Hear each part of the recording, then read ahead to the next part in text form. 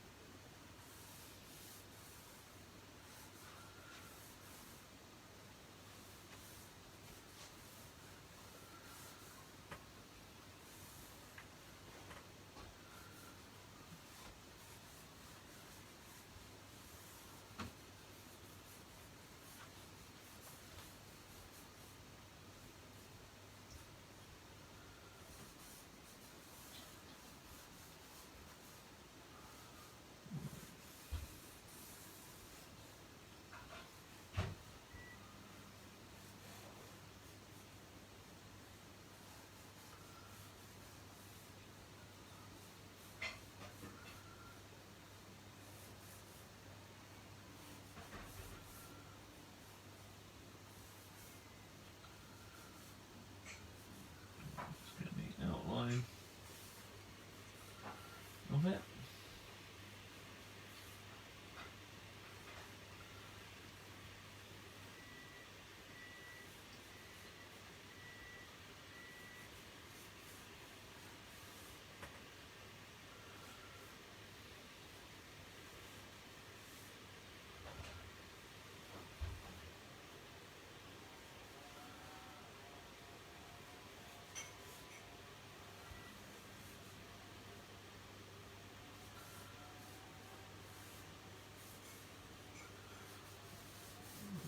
Branding over it, so it's going to take a while.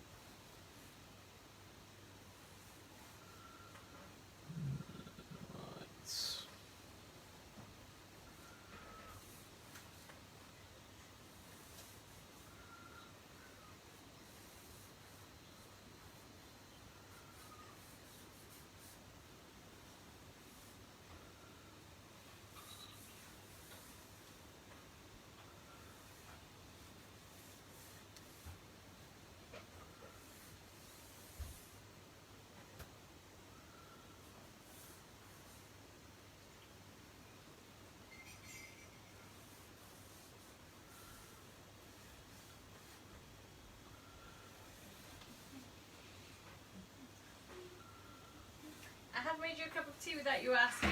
Thank you. Remember this day. I do. I will. Oh my god, how many cups of tea have I got? Right. Honda has began. That's Jake Hill's car to begin with. Jake Hill is connecting. Jake, can you hear me? Oh, he's outdoors. Hi, Lovely. Jake. How are we doing? Yeah, I'm cooking a barbecue. Oh, nice. Nice. Look Say- at Bit that. of a late sort of lunch Oh. slash early dinner, I guess. But, If yeah, it's you're good. offering, I'll have a sausage. If you're Yeah, we've offering. got a couple of sausages on the go. We've got Oh. some pork belly. Oh, chorizo, mate, I'm halloumi. hungry now. I'm really I hungry. know, mate. I'm sorry. Oh, can you hear the sizzle? I can hear the sizzling as well. That's I know. really going to affect I know. my creativity. I'm more interested in what you're doing, though. Look at that. I'm doing this car. Do you know who that is? Who's that? Who's that? I reckon that squidgy bit in there looks like me. I reckon so. We've just done this for the. Amazing. We've just done this for the first time with a Janetta driver, and he joined the conversation. It was really good. So I thought, oh, if I can get hold of you, because you're not racing, obviously, I'll draw your car, and you can tell me about your racing career whilst doing it. There we are.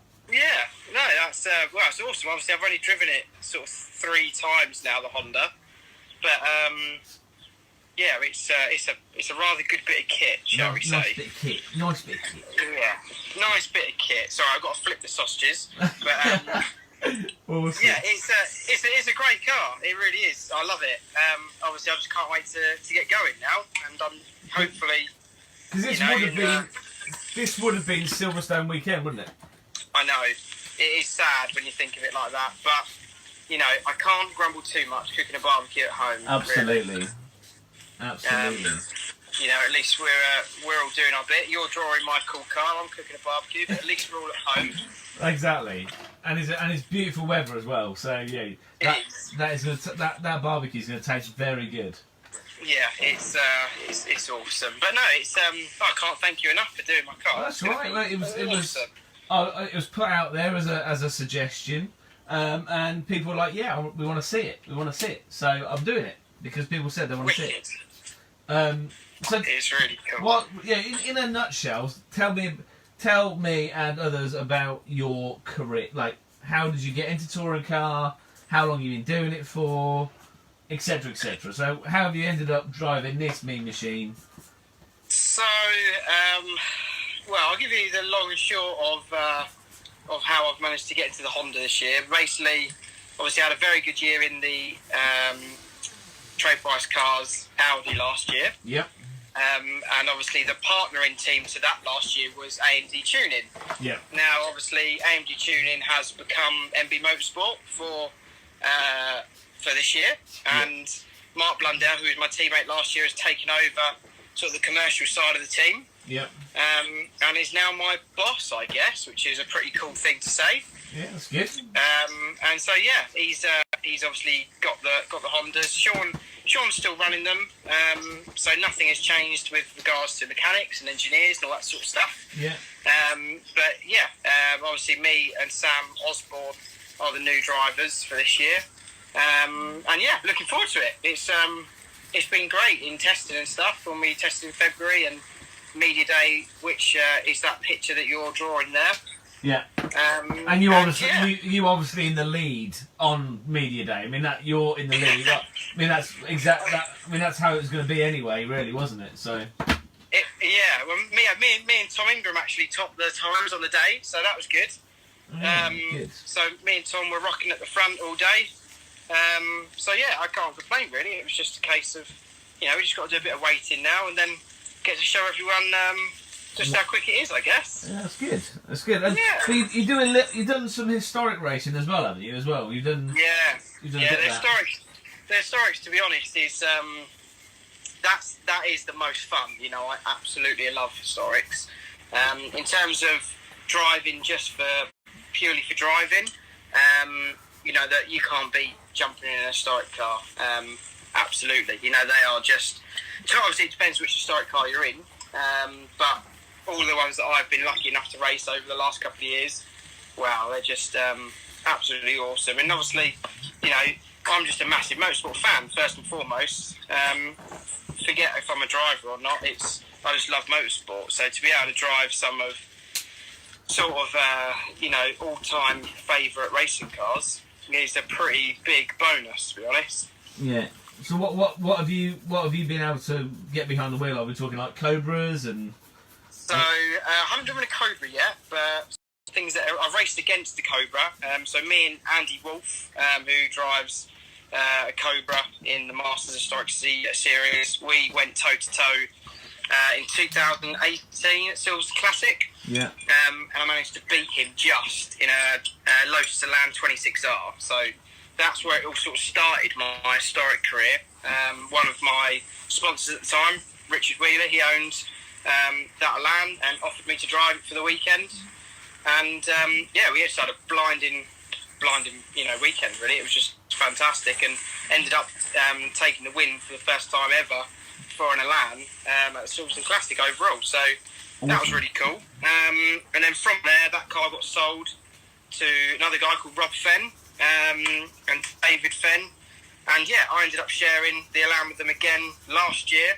And they've got a Mustang, 1966 Mustang British touring car, basically. So I managed to drive that with Rob as well. which was pretty cool. And then in the same team, they also have a customer called Paul White, and I was lucky enough to drive my first ever Group C car. So I drove AMR1 at a test in Spain, and then I ended up racing the Vantage GT2 Le Mans car with him a couple of times last year, which was cool. So, the AMR1, that's the LMP1 version of the Aston that was produced. Yeah. Basically, yeah. So it's a 1989 to 1990 Group C Le Mans car, and obviously Group C, as we all know, is probably the best. Well, in my opinion, the best era of Le Mans racing, at least. So yeah, it's a pretty special bit of kit. You know, it's I think it's like 800 horsepower V8. I mean, I'd say that's enough, isn't it? I mean, that's okay. Yeah, that'll get you around, won't it? It's packing enough to get you to the shops and back. Yeah, definitely. That's for sure. And I think it weighs about 900 kilos.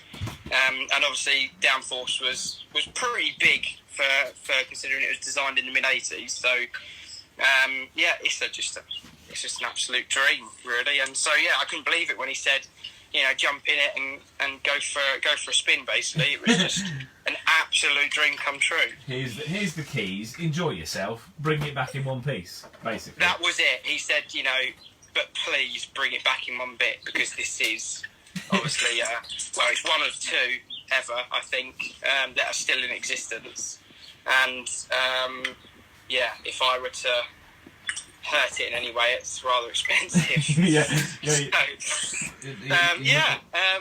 So real privilege to drive that with Paul and the GT2 car, and there's lots of other things. I also got the chance to drive, although it's not an original car, it is blueprinted to be. It is a rep, but it is blueprinted to be exactly the same as the original was, and that is the 1990 or 1991 Calsonic Skyline R32 GTR. Now you're talking. So that is my all-time favourite touring car, and arguably one of my favourite racing cars ever. I actually got the chance to drive that with Rick Wood, who has built it and runs it and races it himself.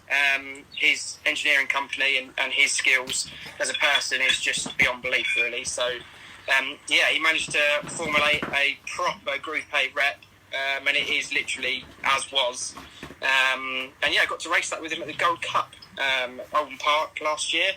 Oh, that's on that's a bank holiday Monday normally, isn't it? It's like it was, yeah. I didn't do the Monday race because it clashed with another race meeting I was doing with a friend in an old Mini. But I did the Saturday race, and it was just awesome.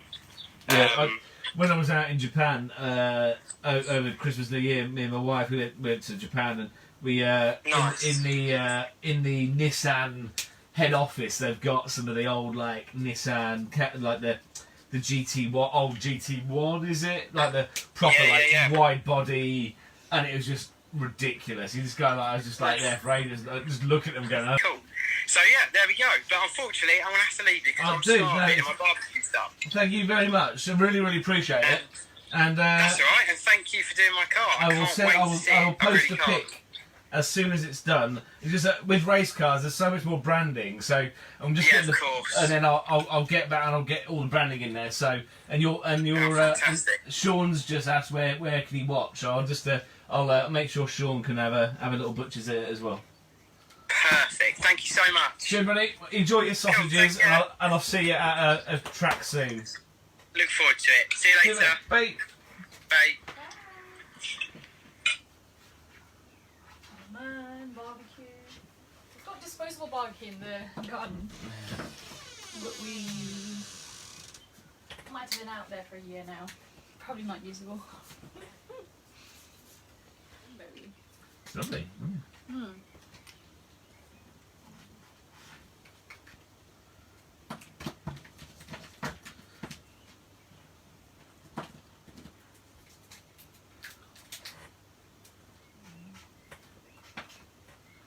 Good, was it? Yep. Right.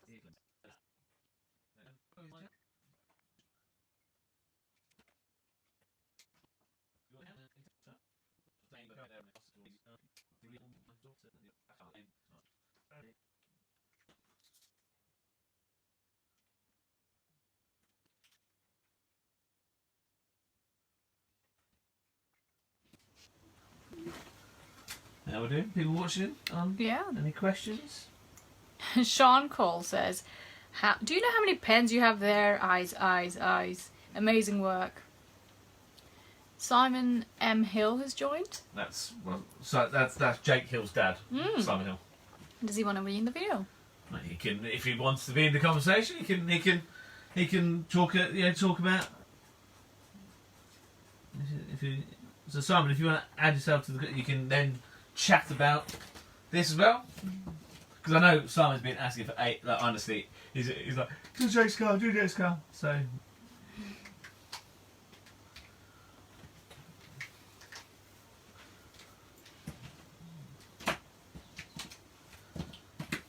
Leo Arnold says, "What's your favourite cars?" Oh, I like all cars. You just like cars. I just like cars. Apart from my car.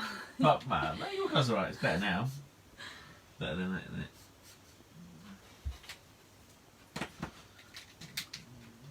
You like my car when it's got 4 wheels on it, not one. Yeah, busted. not when you've hit something. It's only got 3 wheels. Not such a fan. I'm afraid.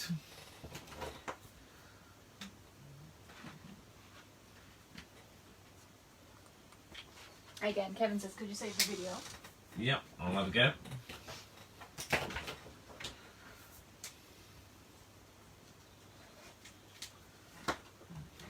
And it's connected. Hi Simon. Hey mate, how are you? I'm good, mate. How are you? Yeah, good. Loving the work as always. Thank you, mate. How's the barbecue? No, that's just Jake. He's his girlfriend. I see. What you didn't get the Different invite? I didn't get the invite. No beers, no food, nothing. It's not good, is it? Oh, I see. So I'm just enjoying your work and trying to have one eye also on there replaying some the touring car stuff from last year as well. Oh, are they? Yeah. Well, Multitasking. ITV doing their sort of race day review things that they do. Right, cool. Well, Really cool. It's the third race from Silverstone that Jack Goff won. That one. Right, yeah. Well, the thing is, I never really get to see the racing because I'm always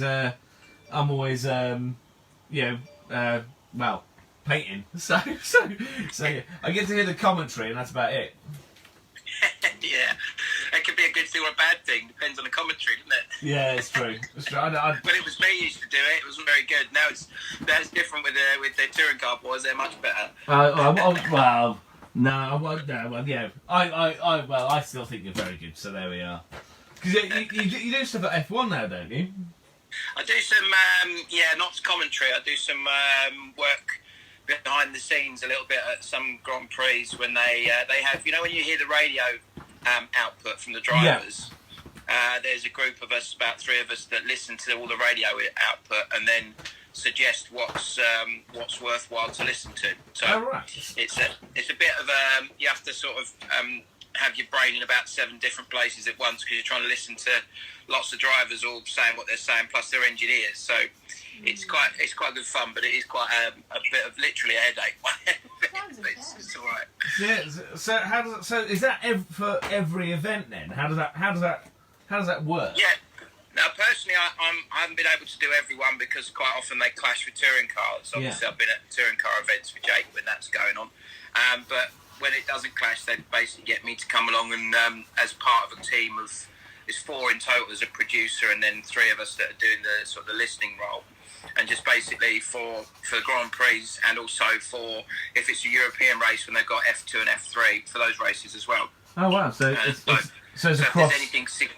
Yeah, sorry. So yes, it's across all the support championships as well.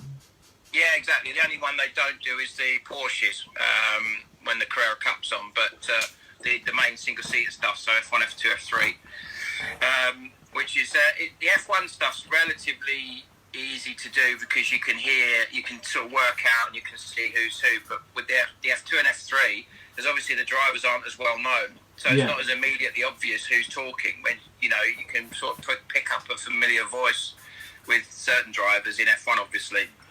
So it's quite interesting, but it's some of the best stuff you get quite often is in qualifying or in the case of the last one I did was the final race in Abu Dhabi when after the race there were quite a few drivers saying some funny stuff. You had Norris talking to his engineer and ended up having a bit of banter with him, and they ended up he ended up crying at the end of it when he was leaving. So things like that were quite funny. So do you get to hear stuff that you kind of like they can't put on the TV? Like, do you get to hear stuff which is like, oh, that can't go out, or?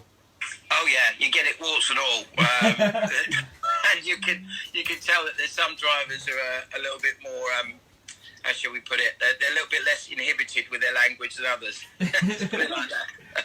That's fascinating. Yeah. I think there's definitely mileage for well you've seen it probably if you've seen the Netflix series where they see the unedited version of what the teams say and drivers say. It's quite entertaining. It's definitely not for kids, but it's quite entertaining. Yeah, that's cool. That's cool because we've often talked about doing Jake's car and different. So I thought it was a good opportunity to do his, as the car is obviously from the media day. So I thought it was a good opportunity to get the new car done. So yeah, it's fabulous. We've been wanting to. I think we've spoken about it a few times in the past, haven't we? I think about trying to get something done. But yeah, it's great. I mean, certainly with the using Mark's helmet as inspiration for the livery, I think it was a really good call because it's instantly recognisable, those sort of distinctive stripes that he's got. Right. Okay. Well, I wonder where that came from. That's cool. Yeah. That's nice. That's a nice touch.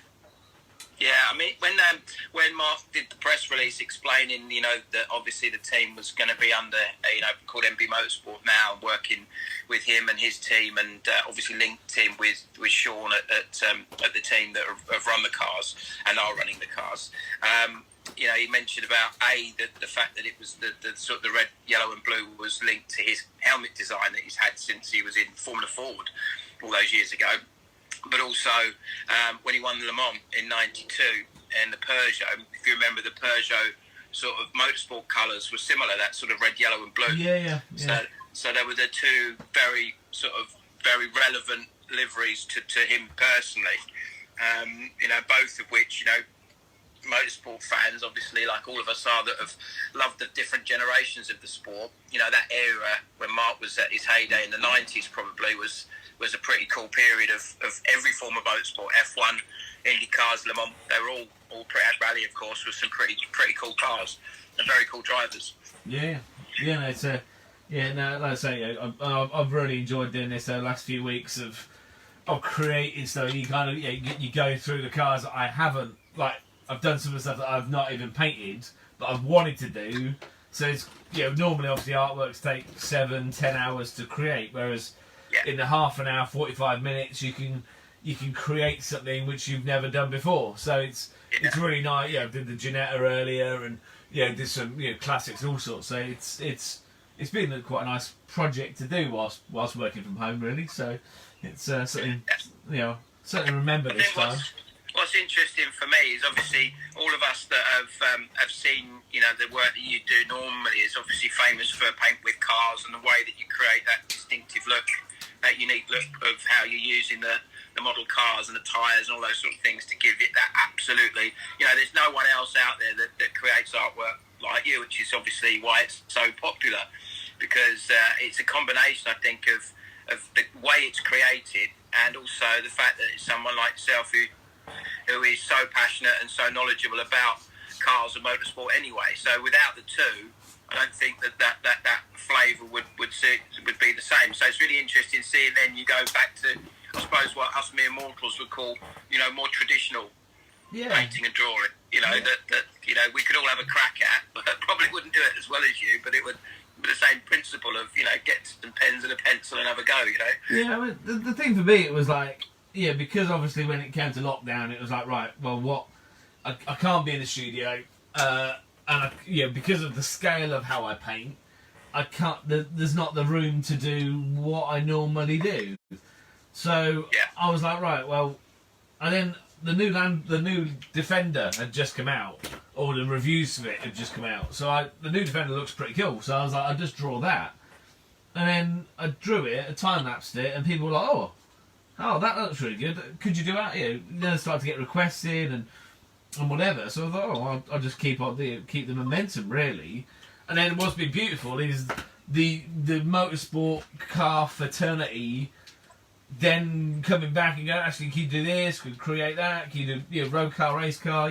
Do collections of cars, and that's been fascinating. And like I said to Jake earlier, what I thought, I thought I'd miss, and when you're at events, you meet lots and lots of people and chat to people, and what's been nice is actually you have a conversation online with people whilst I'm painting it, and whilst I'm creating it, about these cars, but in a much smaller timescale.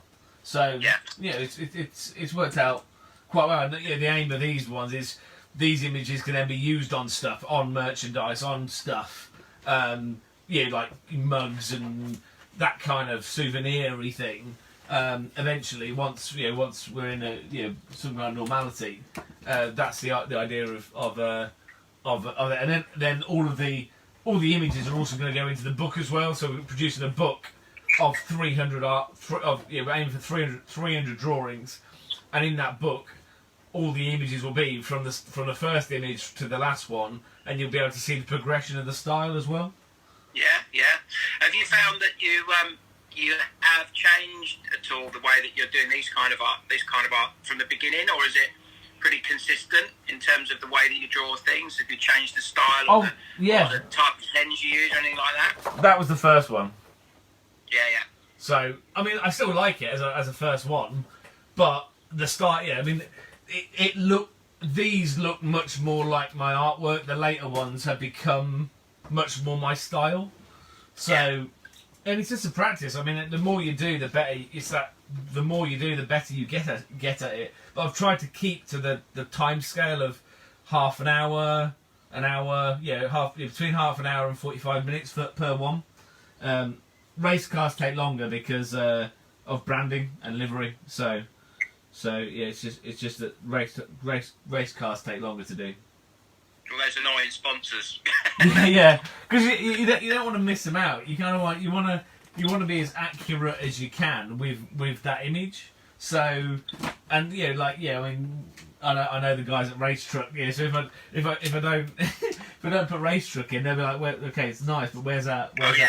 The man would be be straight on the phone, wouldn't they? Yeah, but then again, there's an example of a group of people that are hugely passionate about the sport. We got involved with them last year. The link was quite an interesting one actually, because Mark Blundell's engineer last year, Chaz Cleland, his dad Malcolm has worked with Ian Knight for quite some time on running his cars that he races, and also had been building an M3 race car. I've seen that M3 looks beautiful. It does look absolutely so cool. I mean, that's the sort of thing that makes me want to go racing again. Seeing something like that. So if you're listening, Ian, there's a hint. Don't worry about the boy. He's got loads of racing. Just let the old man have it. Share the race. Yeah, exactly. But obviously not just race truck, but you'll see obviously from the photos there's quite a lot of partners. On the front of the car you're doing there, we've got guys from Danfoss and Echo Flam, Roadrunner, also from CMC, that are all Jake's partners that have got on board. And what's been really nice is that with everything that's going on, obviously we're keeping in touch with everybody and letting them know what's going on. Hopefully, Toka have said that they're planning on getting a revised calendar out in the next week or so. But everyone's still sort of, just really keen to get going. So there's not been any talk of, okay, we'll have to see what happens after lockdown. It's like, just can't wait. Can't wait to see how the car looks on track in a race situation, how Jake gets on, obviously with the team doing as well as they did last year, with Rory especially and Sam. They've got a foundation for a really strong year. So, but without those kind of partners like Racetrack and the other guys I've mentioned, plus people like Aston Lark as well that are on the car, we wouldn't be racing at all. So hugely appreciative to them, and it's a really real testament that they've been really sort of loyal and sticking with us despite everything. Yeah, I mean, I think that's the beauty, as I said, the beauty of the kind of the motorsport family is that it's a family of people. We all want to be there. We all want to be part of it, and we miss it when we miss it when it's not happening. So and so me, being around the paddock or in the trade area and being around places, you see those familiar faces, and it is a lovely, lovely feeling when those people are all back together and you're all going from event to event to event.